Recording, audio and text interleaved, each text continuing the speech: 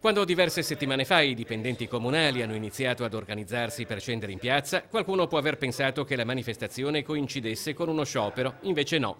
I dipendenti del comune sono scesi in piazza di sabato, in un giorno festivo, una scelta che ha un significato preciso. Sicuramente abbiamo scelto il sabato per informare i cittadini e per non creare un disservizio, non solo per non chiedere risorse ai lavoratori, ma perché siamo convinti che ci sia un'alleanza tra cittadini e lavoratori per difendere la qualità del welfare di questa città. Lo scopo dei sindacati e dei lavoratori, insomma, è quello di stringere un'alleanza coi cittadini attraverso una campagna informativa come quella di oggi. Loro vivono praticamente ascoltando la propaganda del nostro sindaco, invece la situazione è ben diversa. Insomma. Il sindaco però potrebbe dire che questa è la propaganda dei sindacati.